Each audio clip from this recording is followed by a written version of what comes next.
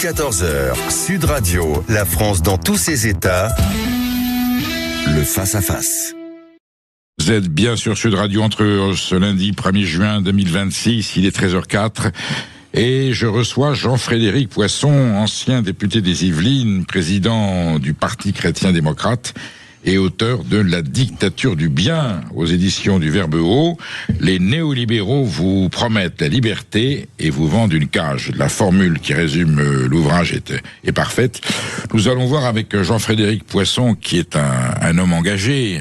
J'ai parlé de Parti chrétien-démocrate, on va dire que c'est un chrétien social pour définir l'idéologie. Oui. La doctrine sociale de l'Église, on en parlait récemment avec l'encyclique Magnificat Humanis de Léon XIV, qui reprenait l'encyclique Rerum Novarum de Léon XIII sur justement cette doctrine sociale de l'Église. Et vous, c'est une analyse, je le dis, c'est une analyse de chrétien, libre, homme libre, proche du peuple. Vous vous inquiétez de ce néolibéralisme qui, habillé le libre-échange, la liberté d'entreprendre, finalement nous vend des systèmes qui peuvent conduire à une certaine forme de totalitarisme économique, en tout cas une privation de liberté pour ceux qui veulent entreprendre. Jean-Frédéric Poisson, il y a tellement de thèmes qui vous ont habité, vous avez combattu à côté de Christine Boutin, voilà, plutôt sur les questions sociétales.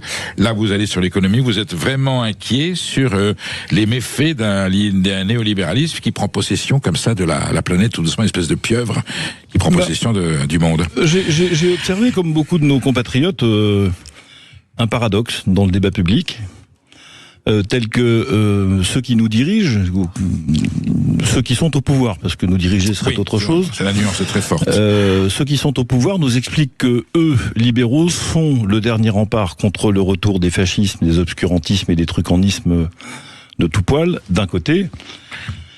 Et d'un autre côté, nous n'avons jamais connu, dans le temps récent, autant de restrictions de nos libertés individuelles et collectives, et dans toutes les directions. Je ne parle pas simplement de la crise de la Covid, sous laquelle un certain nombre de nos libertés ont été rabotées, pour des raisons qui n'étaient pas toujours très bonnes, il faut quand même le reconnaître maintenant. Nous avons des mécaniques de censure des réseaux sociaux qui se mettent en place, qui conduisent notre ministre des Affaires étrangères à nous expliquer que, je cite, il va falloir mettre au pas les réseaux sociaux, c'est une citation. Nous avons l'identité numérique et l'euro numérique qui arrivent petit à petit, donc petit à petit se met en place un espèce d'outil de surveillance généralisée, de contrôle généralisé de la population, au nom de la liberté, au nom du bien. Et on nous explique dans le même temps que si vous ne croyez pas dans ce projet de société, si vous ne le soutenez pas, vous n'êtes pas seulement en désaccord, vous êtes un ennemi, vous êtes un dangereux, et donc il faut vous faire taire ou vous réduire au silence, ou pourquoi pas vous empêcher purement et simplement de faire ce que vous voulez. Donc c'est ce paradoxe qui m'a intéressé, et je me suis dit, mais alors est-ce qu'ils sont aveugles, est-ce qu'ils sont idiots, est-ce qu'ils mentent ? Peut-être les trois à la fois d'ailleurs, ou bien est-ce qu'il y a un projet politique derrière ça ? Et il y a un projet politique derrière ça, qui est que puisqu'on a pris le parti dans les gouvernements occidentaux récents, en tout cas c'est vrai pour Macron et quelques autres dirigeants européens, et Madame von der Leyen, la tête de la Commission européenne, on a pris le parti de privilégier le commerce à toute forme d'activité humaine et de faire en sorte que tout soit fait pour que le commerce continue de fonctionner.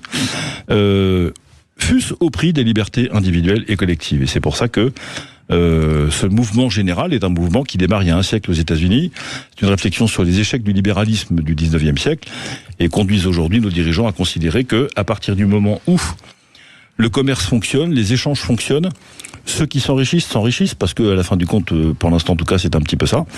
Eh bien, tout doit être sacrifié à ça, y compris ce qui nous est le plus cher, c'est-à-dire nos libertés. Frédéric Poisson, pour que ceux qui nous écoutent comprennent bien la nuance, car c'est un débat qui est ancien, c'est un débat qui est vital, qui est profond et qui est à l'origine des clivages qu'il y a sur cette planète aujourd'hui dans le monde économique. Quelle différence faut-il faire entre le libéralisme à l'origine, celui de Adam Smith et de Tocqueville, celui de l'économie de marché, qui permet la libre entreprise dans une concurrence loyale, libre et non faussée, et le libéralisme financier qui est en train d'installer des formes de monopole ou de contrôle des réseaux économiques. C'est un problème d'ordre. C'est une évolution. Qu'est-ce qui s'est passé ? C'est un problème d'ordre des facteurs. L'idée des libéraux, c'est une belle idée. Elle consistait à dire il faut absolument émanciper l'individu contre l'autorité des pouvoirs monarchiques. À l'époque, c'était le cas en Angleterre. Donc c'est politique et économique à la fois. Oui, c'est ça. Et le meilleur moyen de le faire, c'est de libéraliser le commerce. Parce que dans l'acte de commerce, si je vous achète quelque chose, je vais vous donner de l'argent, vous allez me donner ce que je vous achète, et entre nous, il n'y a pas de relation de supériorité. Ça échappe au contrôle de l'État. Il y a Alors, pas de ça échappe au non, non, mais c'est surtout que nous sommes dans une relation d'égalité stricte dans cet échange. Ah oui. Vous n'êtes pas un noble et moins un roturier, ni l'inverse. Vous n'êtes pas plus gros, ni plus petit, ni plus grand, ni plus fort, ni plus riche, ni plus pauvre. Il y a client-vendeur dans une relation. Les juristes appellent ça synalagmatique, c'est-à-dire de réciprocité des obligations. Il y a une égalité stricte entre les contractants. Armes égales. Exactement. Tu vends, je paye. Voilà. Donc, c'était un excellent moyen d'émancipation des individus. En plus du fait que est apparue à l'époque cette théorie selon laquelle le marché se régule tout seul. C'est la fameuse main invisible du marché, qui est un thème connu. Il a fonctionné ce système ? Pas très longtemps, parce que longtemps. Ben non, en Angleterre, par exemple, oui, mais, le Parti libéral d'Israël, tous ces gens-là. Ça a fonctionné, mais enfin au prix de à quel prix social ? Voilà. Enfin, c'est Dickens, hein. Oui. En France, c'est Zola. Enfin, voilà, tout ça existe, hein. Ça, c'est le libéralisme gentil, on est d'accord. Ça s'appelle pas naturalisme pour rien, cette école de littérature. Ils ont regardé ce qu'ils avaient sous les yeux et puis ils ont décrit la situation. Et les libéraux ont pris conscience de ces difficultés. Ils ont dit, bon, on a deux piliers, on fait confiance à la rationalité de l'individu et à sa responsabilité. C'est un des libéraux qui disait, si je poursuis mon intérêt, je contribue mécaniquement à la réalisation de l'intérêt général. Donc je poursuis mon intérêt. Donc c'est ma raison c'est l'individu souverain qui fabrique le bonheur collectif d'une certaine manière. Et le marché est au service de cette souveraineté. Donc je suis une industrie qui produit. Mais je fais n'importe quoi. Faire du profit. La limite, c'est que si je gagne de l'argent en vendant de la drogue, il n'est pas sûr que je réalise l'intérêt général. Ça, c'est la limite de la parenthèse fermée. Mais ça, si on laisse les deux fonctionner, le marché et la souveraineté de l'individu, ça fait des crises. Une crise terrible, mondiale, que tout le monde a oublié, en 1873, qui démarre en Europe, qui traverse l'Atlantique, qui met en banqueroute 10 États de l'Union, qui fait fermer des dizaines de compagnies ferroviaires, des centaines de milliers de chômeurs, des milliers de morts dans les émeutes, une catastrophe. Et des conditions. Et les libéraux et des conditions ouvrières et d'un absolument terrible. C'est la raison pour laquelle Léon XIII fait son encyclique. Oui, bien sûr, ça arrive à ce moment-là parce que, mais dans le même moment, il dit quoi ? L'Église peut pas laisser faire ça. Napoléon III rétablit le droit syndical, qui avait été supprimé à la Révolution française. Oui. Les premières internationales ouvrières naissent à ce moment-là, la défense des intérêts des travailleurs, et l'Église dit c'est pas possible de provoquer des conditions indignes de travail. L'Évangile peut pas accepter ça. 1891, donc on est en plein dans cette crise. Et ça produit des guerres. Et les libéraux se disent c'est pas possible. On peut pas à la fois défendre la souveraineté de l'individu et la liberté du marché. C'est pas possible. Parce que quand on fait ça, ça fait des catastrophes. C'est contradictoire. Donc, il va falloir faire quelque chose. Il va falloir choisir entre les deux, je la fais rapide. Mais vous pouvez pas supprimer l'économie de marché parce que sinon il n'y a plus de création de richesse. C'est clair. Donc s'il y en a un des deux à raboter, c'est les libertés individuelles.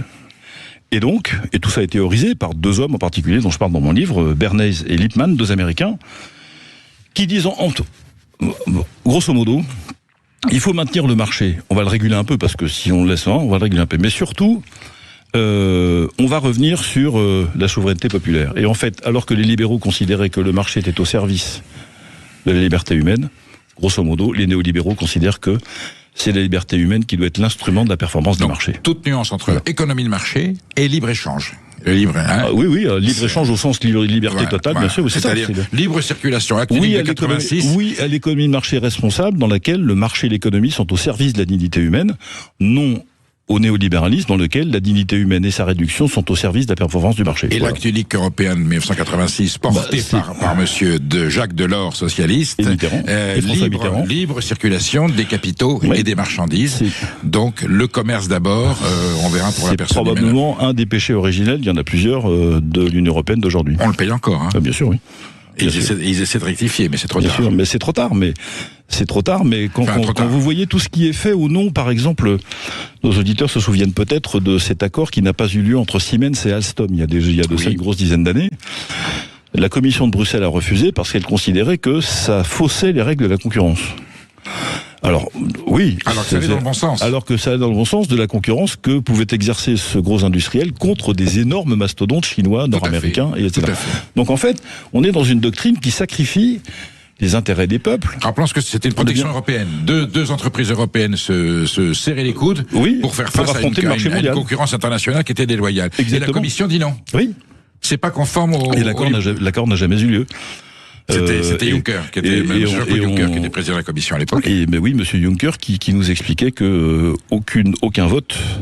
Il n'y a pas de démocratie au-dessus des traités. Sa phrase. Voilà. Et il n'y a pas de démocratie au-dessus des traités. Donc le traité a le dernier mot. Ça en dit beaucoup. Le traité a le dernier mot, et quand le traité est orienté avant tout à la constitution d'un marché économique ouvert, auquel beaucoup de choses doivent être sacrifiées, nous sommes dans un ordre désormais néolibéral. C'est la thèse de ce livre, et tout ça a été pensé il y a 100 ans. Mais quelle est la conséquence ? La conséquence, c'est que si les peuples veulent se soulever contre ça, s'y opposer, par des tas de moyens, les votes, les référendums, tout ce que les manifestations, tout ce qui est arrivé, et c'est arrivé déjà plusieurs fois. Remarquez bien que c'est de plus en plus difficile, parce que la commission, quand elle n'est pas contente, elle annule les élections, ou elle prévient qu'elle va le faire, ou alors elle anticipe sur le fait que ça pourrait arriver, et donc confère la Moldavie, oui, la Roumanie, la Bulgarie, la Hongrie, la Grèce, l'Allemagne, qui vote un référendum, et dans la nuit on lui impose le contraire. La Grèce, etc. Enfin, voilà. Donc il y a dans ces penseurs américains d'il y a un siècle, dont je parle dans ce livre, cette idée selon laquelle, si vous voulez que le marché devienne la priorité absolue de l'organisation politique et sociale, ce qui est le choix de principe, et que par conséquent vous orientez à la fois par la manipulation, la propagande de masse, et par les réformes institutionnelles, les libertés individuelles vers la performance du marché, il faut pas le dire trop fort parce que les gens vont le voir, qu'ils ont moins de liberté et qu'on considère qu'ils sont plus souverains. Donc on va organiser ce que Walter Lippmann a appelé le public fantôme. Voilà. C'est-à-dire l'électorat, le peuple est dans une salle, il assiste à une pièce de théâtre qui joue sur scène, il est persuadé que c'est lui qui a écrit le scénario, choisi les acteurs, et en fait tout ça se fait sans lui. Il y a donc toute cette conception qui consiste à dire au fond, c'est une forme de pessimisme sur la nature humaine. Ça aussi, c'est une différence par rapport au libéralisme. Les libéraux sont des optimistes sur la nature humaine. Quand ils disent que si je choisis mon intérêt, je vais faire le bien de tout le monde, c'est une vision qui est optimiste. L'entrepreneur, par définition, entreprendre. Exactement. Il y a quelque chose d'une vision de l'avenir qui est plutôt ouverte et radieuse. Les néolibéraux, eux, disent de toute façon, la souveraineté du peuple, c'est une illusion. Et c'est écrit en toutes lettres dans les œuvres de Lippmann, la crise des démocraties vient du fait que les dirigeants ont considéré que les peuples étaient souverains et qu'ils les ont écoutés. C'est écrit quasiment de cette manière-là. Donc il faut arrêter avec les souverainetés populaires. Et pourquoi ? Parce que, écrit-il, on pourra, d'abord, il est impossible que l'électeur du fin fond de l'Oklahoma sache s'il faut faire ou pas la guerre au Japon. Il n'en sait rien. À supposer qu'il s'en moque pas, il peut pas le savoir, et à supposer qu'il veut le savoir, il n'a pas les moyens d'être suffisamment informé pour en décider de manière pertinente. Mais on peut pas lui dire ça. Donc ça sert à rien d'éduquer les foules parce que ça n'aura pas de résultat. Ça sert à rien de laisser le peuple souverain parce que c'est une catastrophe. Donc on va maintenir l'illusion de la souveraineté. Et qui va gouverner alors ? Qui va être souverain ? Les experts. C'est compté sans Jean-Frédéric Poisson, qui nous alerte à travers son livre La dictature du bien. Vous avez parfaitement résumé les enjeux. Les néolibéraux vous promettent la liberté et en fait ils vous vendent une cage pour mieux exercer leur profit. Vous nous appelez au 0826 300 300. Vous avez compris que je reçois Jean-Frédéric Poisson pour parler libéralisme, néolibéralisme. Est-ce que les grands trusts financiers aujourd'hui qui veulent notre bien et qui nous disent qu'on va s'enrichir, ça va dégouliner, le font aussi pour notre liberté, ou au contraire, ils considèrent que pour mieux vendre leurs produits, il faut museler le peuple. Pas de questions dérangeantes. Vous nous appelez au 0826 300 300. Emmanuel Galasso attend votre appel et Jean-Frédéric Poisson y répondra avec le courage qu'on lui connaît. À tout de suite sur Sud Radio. Midi 14h, la France dans tous ses états. Sud Radio, la France dans tous ses états. Perico Légas. C'est le moment de jouer avec Sud Radio pour gagner votre station météo connectée de la Cross Technology. Le leader français des données météo, ce tout récent modèle de la Cross Technology, reçoit les données météo en Wi-Fi et se met à jour en continu grâce à lui. Soyez informés des prévisions météo, des indices UV et des probabilités de pluie de votre région sur 5 jours. Envoyez dès maintenant Sud au 7 20 18 par SMS pour vous inscrire au tirage au sort et vous gagnerez peut-être votre station météo connectée SW404 de la Cross Technology d'une valeur de 100 €. Bonne chance. Pour ma part, je reçois Jean-Frédéric Poisson, auteur de La dictature du bien. Les néolibéraux vous promettent la liberté et vous vendent une cage. Cette formule résume parfaitement le propos de l'ancien député des Yvelines et président du Parti chrétien-démocrate français, qui nous alerte aujourd'hui à l'antenne sur les dangers d'un néolibéralisme financier qui, sous prétexte de nous enrichir et de faire fonctionner l'humanité, serait restricteur de liberté. Et on en a la preuve, et surtout on refuse des référendums et on dit que les traités sont plus importants que le suffrage universel. Jean-Frédéric Poisson, comment la classe politique, une partie, a-t-elle pu se prêter à ce jeu ? Je vois la citation de Jean-Noël Barrot notre actuel ministre des Affaires étrangères, qui dit que pour faire face à ces grands mouvements d'ultra-droite, justement, il faut un système libéral qui nous protège de la... Il faut mettre au pas les réseaux sociaux. Mettre au pas les réseaux sociaux. Mettre au pas les réseaux sociaux. Je ne sais pas si on mesure la portée de cette phrase. C'est d'abord à supposer que c'est une restriction de la liberté d'expression. Mais c'est très clair, mais d'ailleurs ce mouvement de censure est né avec le fameux DSA, le règlement européen, que M. Breton défend sur toutes les ondes semaine après semaine. L'ancien commissaire qui a été évincé par Mme von der Leyen, mais bon, exactement. Mais il y a cette volonté de se dire au fond, il faut faire taire les peuples, parce que les peuples, c'est terrible un peuple. Quand il est sage et qu'il est d'accord et qu'il est bien traité, il ne bouge pas, ça va très bien. Quand il est godillot, ça va. Dès qu'il est un peu malheureux, qu'il a le sentiment qu'on se moque de lui, qu'on lui ment et il n'est pas content, il s'exprime, il fait du bruit, il bouge. Et il met en danger un certain nombre de structures étatiques ou économiques qui est celle des puissants. Ne doit pas se rebiffer. Exactement. C'est un magnifique film et magnifique Maurice Biraud, tant que je me souvienne, dans le rôle du cave. Bien sûr, tout à fait. Et au fond, nos gouvernants, ils partagent ce projet néolibéral parce qu'ils sont persuadés que, au fond, c'est toujours cette même question, c'est l'économie qui est l'alpha et l'oméga de tout. C'est-à-dire qu'ils confondent la prospérité comme condition du bien commun et la prospérité comme le bien commun. Et dès que vous faites cette confusion, dès que vous imaginez qu'il faut tout sacrifier à l'économie, parce que si l'économie ne marche pas, rien ne marche, vous êtes prêt à faire à peu près n'importe quoi. Et les gens qui vous disent, mais votre système économique, il fonctionne pas. Et c'est vrai que ça fonctionne pas très bien quand même. Si on regarde, on a publié au Parti chrétien-démocrate une petite plaquette sur la lutte contre la pauvreté, à la fois comme urgence et comme nécessité de changer de catégorie. Oui. On n'a jamais autant distribué de milliards pour venir à titre de l'aide sociale, et il n'y a jamais eu autant de pauvres en France. Il faut quand même s'expliquer ce paradoxe. Ça marche pas, le truc. Donc le système économique, dans lequel on est ne fonctionne pas. Donc moi je comprends ceux qui veulent le changer, ceux qui veulent mettre. Je suis pas toujours d'accord avec les propositions, mais voilà, ça ne fonctionne pas. Donc au fond, il y a cette idée que c'est comme l'Union soviétique ancienne manière, quand les dirigeants disaient l'Union soviétique ça marche pas parce qu'elle n'est pas encore assez soviétique.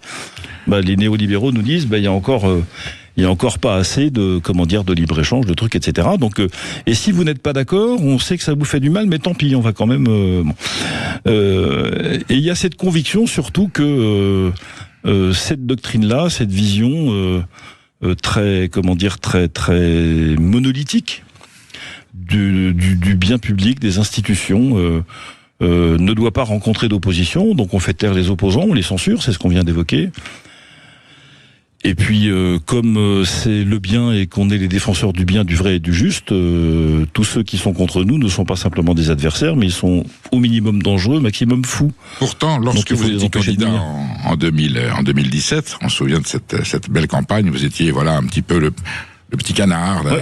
On avait du mal à vous situer, il est à droite, mais il tient des propos extrêmement progressiste, en tout cas il dit vrai, il dérange. Le reste des candidats était assez unanime. François Fillon commençait peut-être à dire lui aussi attention, il faudra parler un peu de souveraineté. Oui. Et finalement on se rend compte que 10 ans de Macron, c'est l'application totale de ce que vous dénoncez dans ce livre. Sûr. Voilà, c'est l'installation de la finance. À Hollande dit mon ennemi c'est la finance.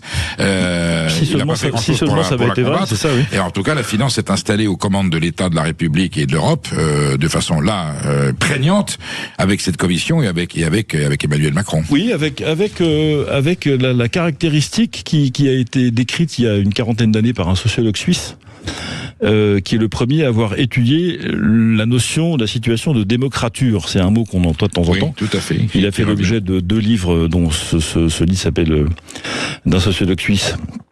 Qui a regardé les régimes africains et dit qu'est-ce que c'est une démocrature ? C'est un régime politique qui a les apparences de la démocratie, il y a des institutions, il y a des élections, il y a une constitution, il y a tous les mots anciens qui font plaisir à tout le monde. Voilà. Sauf que la pratique est exactement l'inverse de celle-là. C'est-à-dire, et là on est dans une situation dont la France est un emblème aujourd'hui.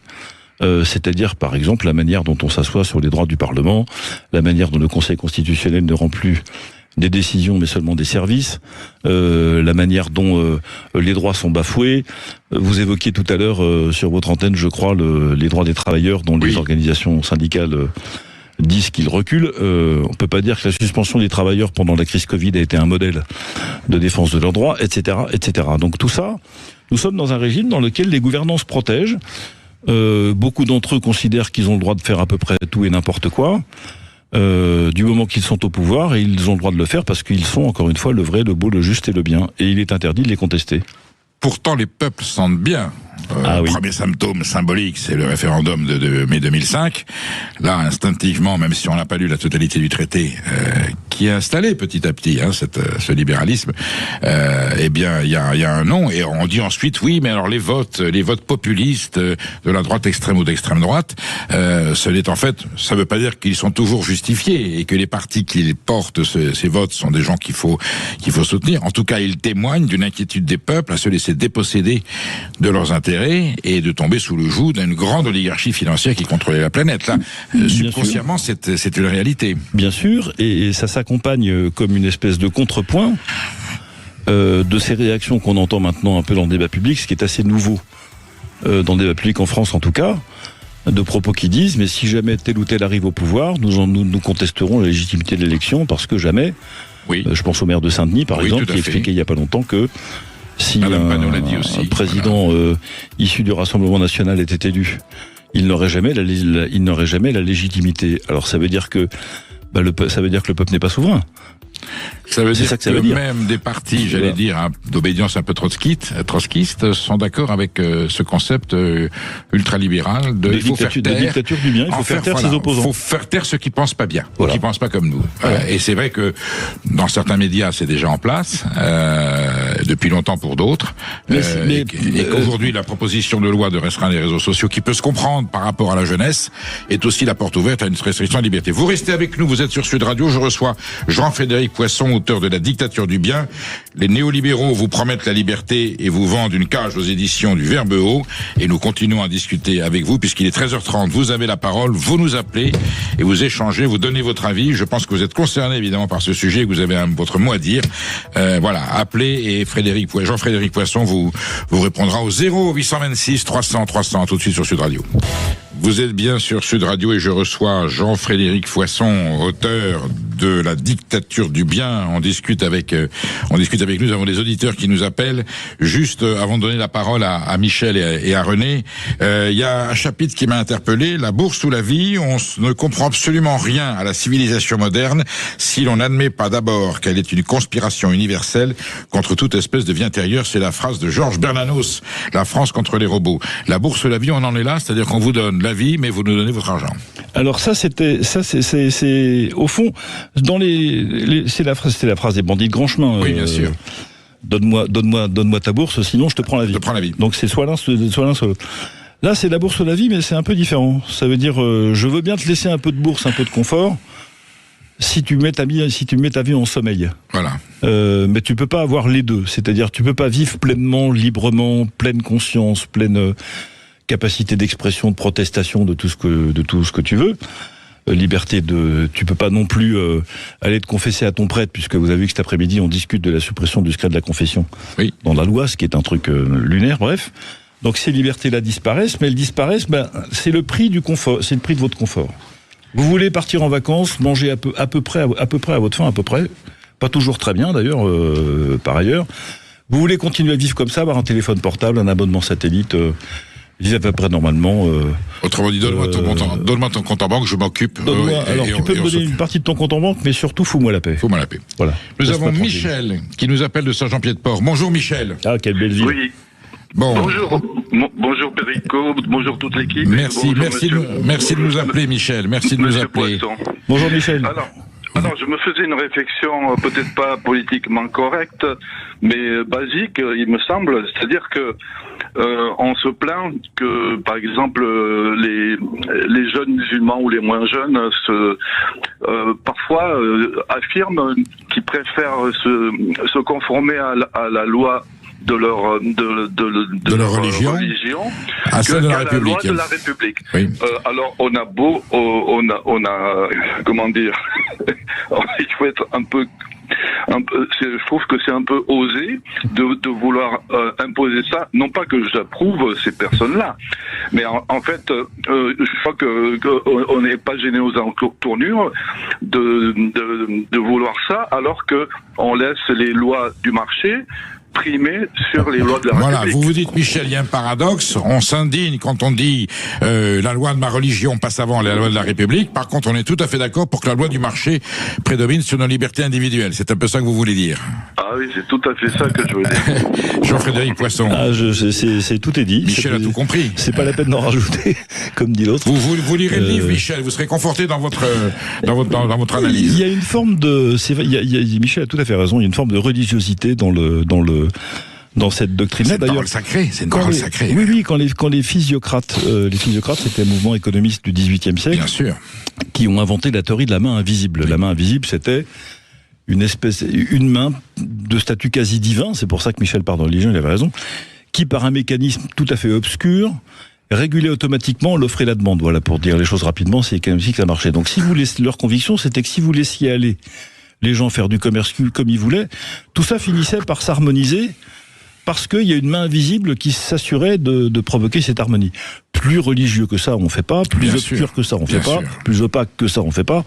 Et il y a cette espèce de croyance qui veut que, effectivement, nos néolibéraux sont en plein dedans, moyennant un peu de régulation, parce que compte tenu des dégâts, encore une fois, les dégâts sociaux du libéralisme et de l'essor du capitalisme à la fin du 19e, début du 20e siècle, c'est des catastrophes, mais en série. Industriel sous tout rapport. Bien sûr, pour autant, Jean-Frédéric Poisson, il existe un bon libéralisme. Il existe. C'est quoi? C'est la social-démocratie? Il existe, je sais pas si... Ou le christianisme démocrate? Il existe une vision de l'économie qui la met au service de la dignité humaine. A-t-elle fonctionné dans quelques États à un moment donné? À un moment donné, certainement. Je n'ai pas assez d'expertise en la matière pour le dire. Là où les partis démocrates chrétiens ont été au pouvoir, en Italie, est-ce que M. Andreotti représentait... Non, je suis pas sûr qu'il y ait de système parfait. En tout cas, le problème, c'est que ça repose davantage sur la vertu des individus que sur le système politique. C'est toujours pareil. Vous pouvez faire des lois qui favorisent ce genre de comportement. La participation gaullienne est le prototype. C'est un projet de libéral, l'économie, mais social. C'est un projet social. Oui, je sais pas s'il faut l'appeler libéral. Dans la mesure où il accepte l'idée que c'est l'économie de marché qui produit les richesses, ça c'est vrai. Ça c'est clair. Mais si elle n'est pas dirigée par la vertu individuelle, la responsabilité individuelle, ça part dans tous les sens. Et cette idée selon laquelle il faudrait absolument la laisser courir et en faire la priorité de l'organisation sociale, Michel a parfaitement raison. Il y a quelque chose là-dedans qui est parfaitement d'ordre religieux, d'ordre de la croyance, mais pas de la démonstration. Qui est allé le plus loin dans ce néolibéralisme financier suggéré par les Chicago Boys dans les années 80? C'est Madame Thatcher et Monsieur Reagan, par exemple? Alors probablement, mais paradoxalement, le régime chinois d'aujourd'hui qui allie dirigisme d'État, qui subventionne des sociétés, d'une économie de marché, une économie capitaliste effrénée, et qui arrive en France et casse ses prix puisqu'elle est subventionnée par l'État. Mais en général, vous savez, partout il n'y a pas d'encadrement. Je pense que la fin du 19e siècle, le capitalisme sauvage, enfin toutes les crises sociales qui l'ont accompagné, était un modèle d'absence totale de régulation. Donc je raison de plus pour relire Rerum Novarum et d'écouter ce que disent les papes, qui sont pas toujours écoutés comme des références. Puis là-dessus ils sont pas souvent trompés. Merci Michel pour votre témoignage. On écoute René qui nous appelle de Toulouse. Bonjour René. Oui, bonjour Monsieur Perico. Merci d'avoir invité Monsieur Jean-Frédéric Poisson. Bonjour Monsieur, bien sûr. Comme d'habitude, une grande pédagogie, une grande clarté. Ce que je voudrais dire pour illustrer les propos, pendant le mandat de Jacques Delors, les 2 mandats à la présidence de la Commission européenne, et pendant le mandat de Monsieur Barroso, vous souvenez-vous, on ne parlait jamais de transfert de souveraineté, on nous expliquait la subsidiarité et on nous parlait de mise en commun de moyens. Autrement dit, on a camouflé, on a caché ce mot qui voulait tout dire, perte de souveraineté. Alors ça, c'est quand même extraordinaire. Et ça confirme ce que je pense depuis très fort longtemps, c'est que la subversion protéiforme qui frappe notre pays depuis 53 ans, depuis l'arrivée de Giscard d'Estaing, on en a aujourd'hui l'apogée avec ce que vous commentez tous les jours, Monsieur Perico-Légas, cette situation que l'on n'a jamais vue en France ni sous la royauté, ni sous la République. Et oui, René, vous coïncidez avec beaucoup d'analystes et d'observateurs qui disent effectivement, et ils sont pas forcément impliqués dans des partis politiques, ils me disent ça commence avec jusqu'à Pompidou, la France se tient, et Giscard d'Estaing, par libéralisme qui veut séduire un peu la gauche social-démocrate, commence à faire des ouvertures, et c'est là, d'ailleurs, et c'est là où le budget n'est plus à l'équilibre. Depuis cette année, la fracture est aussi nette. Frédéric Poisson, à un moment donné, la classe politique française décide, entre guillemets, de collaborer avec le marché international. Le GATT, l'OMC, tout ça, ce sont des signes avant-coureurs. D'abord, il y a la fin de la parité dollar-or en 71, qui était un facteur économique très important. Qui décide de désindexer. Pour l'économie mondiale. Bretton Woods, je crois que c'est Bretton Woods. Bretton Woods, voilà. C'est ça. Pour le dollar, aucun problème. Mais voilà. Alors, pour les autres, ça a été très cher. Donc, on a subi un peu cet effet-là. Il y aurait une thèse à écrire sur le fait qu'enfin c'est une hypothèse au sens strict de ma part, mais il faudra regarder jusqu'à quel point l'exécutif français était rempli d'anciens résistants jusqu'à De Gaulle et probablement Pompidou compris, oui. Et qu'à partir de Giscard, il est plutôt rempli de hauts fonctionnaires que de résistants, pour des raisons démographiques aussi, d'âge, des gens qui il y en a qui sont allés plus loin, qu'on dit jusqu'à De Gaulle, c'est l'esprit du CNR qui dirige l'administration française, et avec Giscard, on a des relents de ceux qui pouvaient avoir été le pétainisme autrefois. C'est la haute fonction publique qui prend la main, et évidemment, ça peut pas forcément pas toujours bien se passer. De revenir sur ce que René disait à propos de la subsidiarité. Ça aussi, c'est une forme de subversion, parce que l'esprit de la subsidiarité, il y a un très beau livre de Chantal Delsol, consoeur philosophe sur ce sujet-là. Ça consiste à accepter que une autorité réalise quelque chose si l'échelon du dessous n'est pas capable de le réaliser tout seul. Ouais. C'est ça la subsidiarité. Typiquement, vous pouvez pas assumer tout seul l'éducation de vos enfants, vous confiez par subsidiarité ça à l'école. Mais c'est vous qui restez d'une certaine manière prioritaire de votre délégation, de votre autorité. La subsidiarité de l'Union européenne, c'est l'inverse. Dire je prends ce qui m'intéresse avec l'accord des États. Donc l'autorité dit moi je vais faire ça et je vais le faire à votre place et vous allez me donner l'autorisation. Autrement dit, la subsidiarité telle qu'elle est pensée d'abord par la pensée sociale chrétienne, puis d'autres.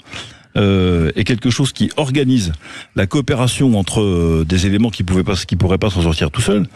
C'est une subsidiarité constructive par agrégation d'une certaine manière. La subsidiarité européenne est une subsidiarité aspirante. Elle dépouille. C'est toute la différence. Le mot subsidiarité est extrêmement trompeur. Il n'a pas du tout le même sens selon que vous lisez les encycliques des papes dont vous parlez depuis tout à l'heure, mon cher Perico, ou le traité de l'Union européenne, le sens est absolument inversé. Donc là aussi, il y a une espèce de tromperie, de mensonge. Encore que le traité de 57 est ce qu'il est, il y a la préférence communautaire, je vous rappelle, et ensuite il y a que du délitement par réforme, abandon du traité de l'Élysée de 63 entre De Gaulle et Konrad Adenauer, et ensuite c'est ouverture au marché international avec la bénédiction des présidents de la Commission, Barroso, Juncker. Les traités initiaux, alors il y aurait beaucoup à dire sur comme dirait le grand Aristote, toutes les choses sont contenues dans leurs principes, donc il faut se méfier toujours des premiers traités. Mais le traité de la CECA, c'est un échange de bons procédés d'une certaine manière. Je vais m'assurer que ceux qui manquent ne manquent de rien, parce que ceux qui ont un peu plus vont leur en donner. C'est du bon sens. C'est parfait, il n'y a rien à dire à ça. Ça commence à être compliqué à partir du moment où on décide de mettre une institution ou des institutions régulatrices au-dessus de ce machin-là et de les doter de pouvoirs exécutifs pleins et entiers. Constitués de gens non élus, qui ne sont pas mandatés par les peuples. Oui, c'est ça qui est terrible. Qui ont suprématie sur les institutions nationales. Je suis avec Jean-Frédéric Poisson. Jean-Frédéric, on va ouvrir l'antenne à ceux qui nous écoutent sur tous les sujets d'actualité. Vous restez avec nous. Il est très probable que les gens veulent continuer à discuter de votre livre, La dictature du bien. Les néolibéraux vous promettent la liberté, vous vendent une cage, mais s'ils veulent discuter d'autres choses, je sais, vous serez tout à fait à même de leur répondre. Vous nous appelez au 0826 300 300. À tout de suite sur Sud Radio. Midi 14h, Sud Radio, la France dans tous ses états, Perico Légas. C'est le moment de jouer avec Sud Radio pour gagner votre station météo connectée de la Cross Technology, le leader français des données météo. Ce tout récent modèle de la Cross Technology reçoit les données météo en Wi-Fi et se met à jour en continu. Grâce à lui, soyez informés des prévisions météo, des indices UV et des probabilités de pluie de votre région sur 5 jours. Envoyez dès maintenant Sud au 7 20 18 par SMS pour vous inscrire au tirage au sort et vous gagnerez peut-être votre station météo connectée SW404 de la Cross Technologie d'une valeur de 100 €. Bonne chance. Moi, je reste connecté à Jean-Frédéric Poisson qui nous donne une météo pas forcément réjouissante sur l'avenir de notre humanité économique libérale. Et pourtant, la conscience des peuples et pourtant la doctrine sociale de l'Église, on a les éléments de réflexion pour pouvoir faire face. Nous avons Sylvie qui nous appelle de Pouillé-les-Coteaux. Bonjour Sylvie. Oui, bonjour à tous les deux, Péricot et Monsieur Poisson. Bonjour madame. Voilà, vous, Sylvie, vous dites pourquoi depuis 2005, les présidents de la République française ont peur du référendum, comme s'ils avaient peur du peuple. C'est un petit peu ça votre question, Sylvie ? C'est un peu ça, parce que si vous voulez, 2005, on s'est assis dessus. Depuis, ce qui est étrange quand même, c'est que Monsieur Macron nous en a promis à tire-larigot. Il n'en vient aucun. Donc, la question est la suivante. Est-ce que la voix du peuple et la souveraineté d'une réponse à un référendum dérangent ? Vous connaissez souvent l'argument des anti-référendums.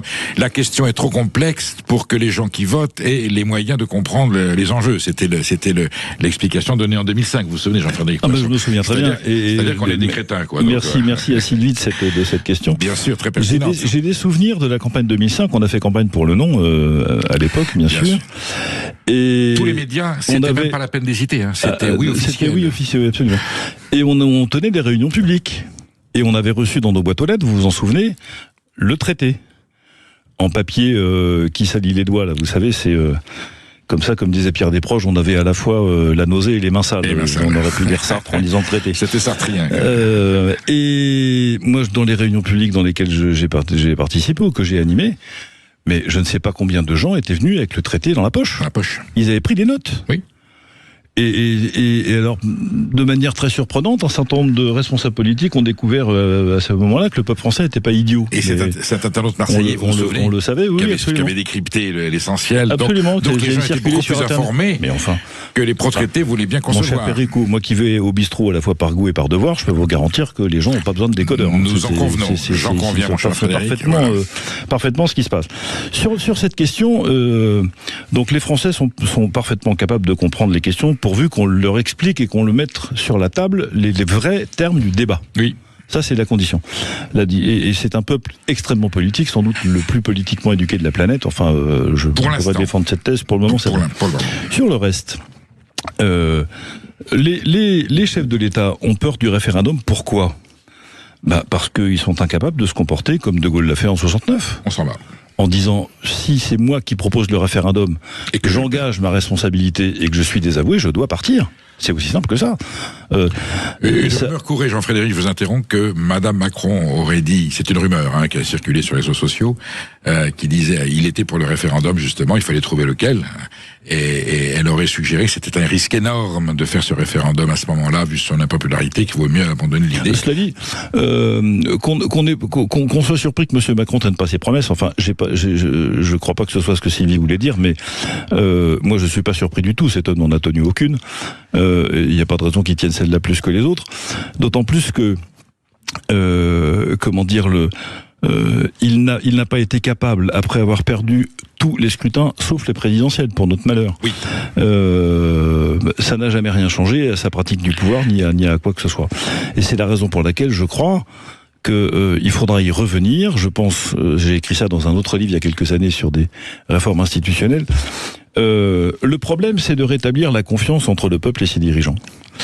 Or, la confiance, ça va du haut vers le bas. C'est pas le contraire. Il faut donner des preuves de confiance comme on donne des preuves d'amour. Logiquement. Et c'est la raison pour laquelle je pense qu'il faut renforcer les formalités de l'engagement des responsables politiques quand ils entrent dans un mandat. Il faut assouplir les modalités de sanctions et renforcer les sanctions auxquelles ne tiendraient pas leurs engagements. Et il faut inscrire tout ça dans le marbre constitutionnel. Je pense vraiment ça. Ce serait, d'une certaine manière, le premier pas vers quelque chose qui serait une preuve de bonne foi de la part des gouvernements nouvellement élus. Mais ça voudrait dire un peu de moelle, on va dire ça comme ça. Et là peut-être qu'on retrouvera la confiance dans le suffrage. Pour une partie en tout cas, parce que moi je suis frappé quand même de voir que Maintenant, les responsables politiques peuvent dire à peu près n'importe quoi. Et son contraire. Oui, et son contraire. Et le degré de crédit est quand même très très bas. Et cynisme. Nous avons Jean-Paul qui nous appelle de Toulouse. Bonjour Jean-Paul. Oui, bonjour Perico et bonjour à Jean-Frédéric Poisson. Bonjour Jean-Paul. Donc merci beaucoup pour cette émission. Alors, vous Jean-Paul, vous considérez que Emmanuel Macron sert beaucoup plus les intérêts de l'Europe que ceux de la France, visiblement.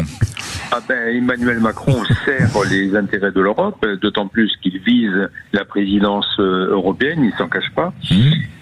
Donc prendre la place de Van der Leyen ou travailler avec elle, enfin je ne sais pas quel sera le verdict.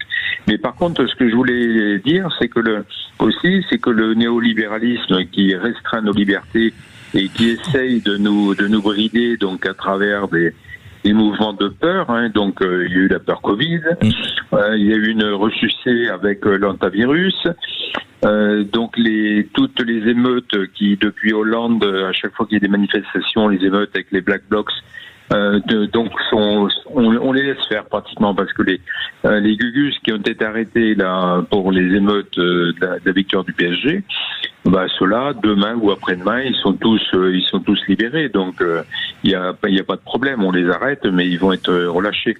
Mais ce que je voulais dire, c'est que Macron donc est une tête de pont où Macron a été intronisé par le club de Bilderberg. On n'en parle pas trop de ce club de Bilderberg. Qu'en pensez-vous? Jean-Frédéric Poisson. Il y a des. Macron roule pour qui? Il y a je pense d'abord qu'il roule pour lui. Deuxièmement, je pense qu'il a été mis en. Enfin, si on me poussait un peu, je pourrais aller jusqu'à dire que ce que l'establishment financier international n'a pas réussi avec Dominique Strauss-Kahn, il l'a réussi avec Macron. Voilà quel est mon. C'est une théorie qui tient la route chez certains observateurs. Hein. Voilà quelle est ma thèse. Il a vengé Strauss-Kahn politiquement et c'est lui qui a pris le pouvoir en 2017. Je pense qu'une des raisons pour lesquelles François Fillon a été dégommé, c'est qu'il avait l'intention ferme de désendetter la France. C'était écrit en toutes lettres dans son programme. Il l'a dit à de nombreuses reprises. J'étais un des porte-parole de François Fillon pendant la présidentielle. Bien sûr. Donc j'ai vu ça de près et je pense qu'il avait l'intention. C'était écrit en tout cas tel quel dans son programme, de réinstaller la France dans une position dominante en Europe, en défendant les intérêts français et en désendettant la France. D'ailleurs, donner à la France ses capacités de manœuvre politiques et financières. Ça n'a pas dû plaire beaucoup. Ça, il n'était pas question pour certains intérêts. Ça n'a pas dû plaire beaucoup. Donc je pense vraiment que oui, le problème de nos dirigeants, c'est qu'ils roulent davantage, vous avez raison, Jean-Paul, roule davantage pour les intérêts qui ne sont pas les nôtres.